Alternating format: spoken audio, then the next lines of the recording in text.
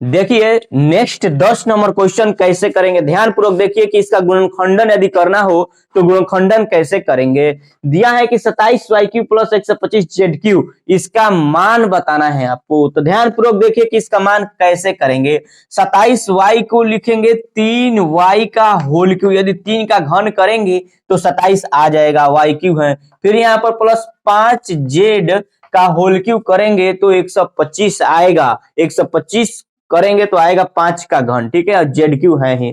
तो हम लोग जानते हैं चूंकि AQ प्लस BQ का हमारे पास फॉर्मूला होता है A प्लस B एक कोष्टक में और दूसरे कोष्टक में होता है A² minus AB plus B², ये हमारे पास इसका फॉर्मूला होता है।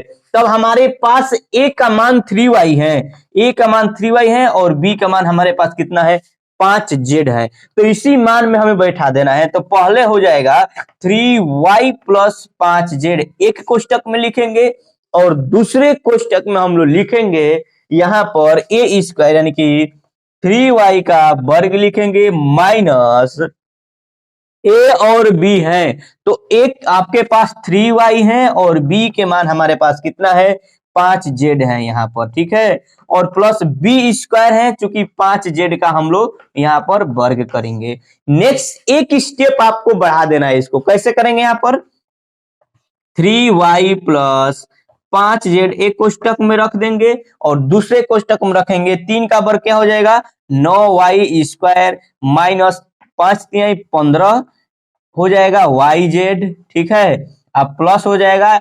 25z²। इस तरह हम लोग 10वां का पहला इस तरह कंप्लीट करके इसका आंसर इतना होगा, ठीक है।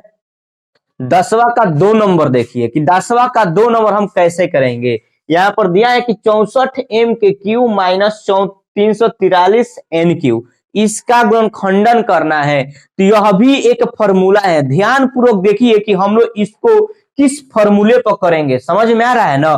तो यहाँ पर सबसे पहले तो देखेंगे 64 किसका घनमूल है, तो 64 8 का यदि 4 का यदि करेंगे घन तो 64 आएगा, और 343 यदि 7 का घन करेंगे तो 343 आएगा, तो 343 का घनमूल 7 होगा और 64 का घनमूल 4 होगा। तो यहाँ पर ऐसे कर देंगे कि 4m का होल क्यूब माइनस 7n का होल क्यूब, घनमूल इसलिए क्योंकि ये 3 घात में है, इसलिए इसको भी 3 घात के रूप में बनाएंगे, समझ में आ गया।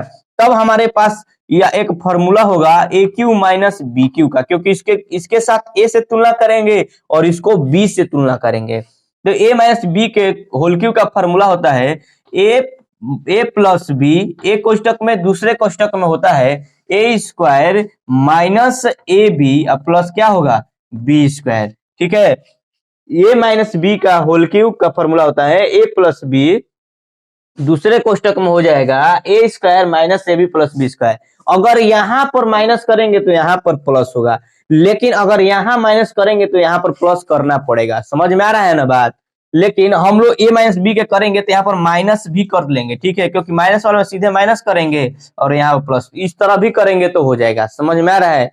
तब देखिए यहीं पर मान को बैठा देंगे, A का मान हमारे पास 4m है तो 4m लिखेंगे, और B का मान हमारे पास है 7n है, तो 7n करेंगे, और दूसरे कोष्टक में हम लोग लिखेंगे A² plus AB plus B², तो A² का हमारे पास मान है 4m, तो 4m का वर्ग करेंगे प्लस 4m इंटू 7n हो जाएगा, क्या हो जाएगा 7n हो जाएगा, अब प्लस B² यानी कि 7n का वर्ग करेंगे, समझ में आया बात।